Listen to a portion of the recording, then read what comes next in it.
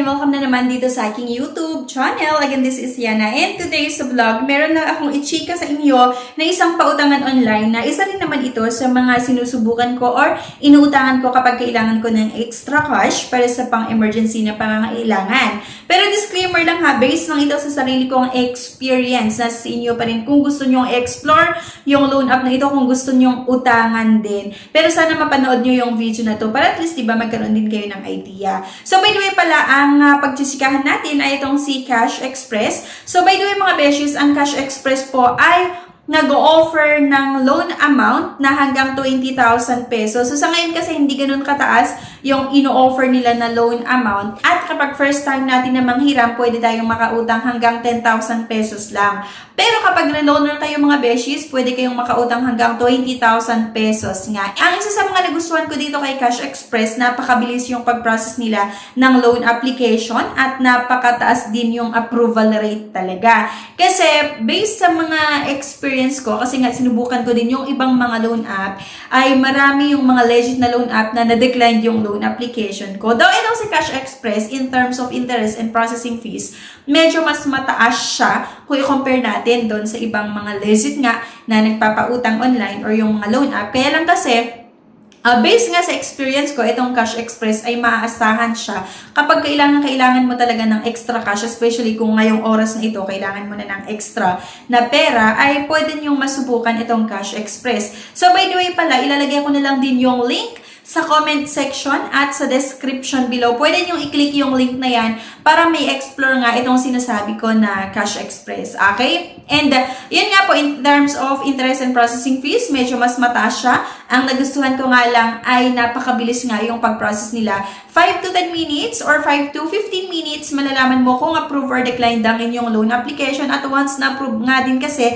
ay pinapadala nila agad yung pera doon sa napili mo kung saan mo gustong matanggap nga yung loan proceeds. At isang valid ID lang din mga beshies yung requirements. Pwede kayong makautang nga dito sa Cash Express. Okay? Unlike sa iba talaga na nagpapautang online or sa mga lending companies or sa mga bank loan na napakarami or sandamakmak na requirements yung kailangan bago kayo makautang. At minsan pa nag-submit ka na ng mga requirements, decline pa rin yung loan application mo. So, yun yung isa sa nagustuhan ko dito kay Cash Express. Parang nasa 85% yung approval rate niya. Ang isa pa na okay dito nga, ang na-approvehan yung loan application nyo and then lagi kayong nagbabayad on or before yung due date, ay kahit paulit-ulit kayong umutang, laging na-approvehan ng inyong loan application. Unlike din kasi sa ibang mga loan app na kunwari pinautang ka ng unang loan, pangalawa hanggang pangatlong loan lang, tas kahit nagbabayad ka naman on or before yung due date mo, then nung pang-apat na loan mo ay dinecline nila yung loan application mo na hindi mo alam yung reason.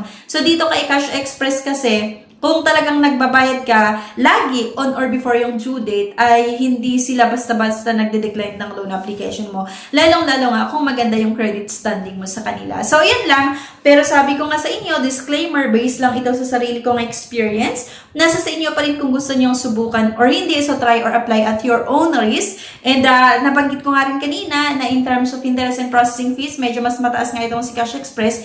Pero ang sa akin lang kasi, ang gusto ko ay yung maaasahan kapag kailangan natin ng extra cash ng pangmabilisan talaga. So yun nga, para may explore nyo ay i-click nyo yung link sa comment section at sa description below para may explore nyo nga yung pautangan na ito. Okay? At itong Cash Express po, kapag first time natin na manghiram, 14 days yung ino-offer nila na loan terms. Pero, meron din yung mga iba na first time manghiram, ino-offeran nila agad ng 14 days to 30 days na loan terms. At kapag reloaner ka, actually, nag-o-offer ito ng mahabang loan terms. Like, 2 months, 3 months. Kaya lang kasi kapag mahaba yung loan terms, mataas din talaga yung interest at processing fees niya.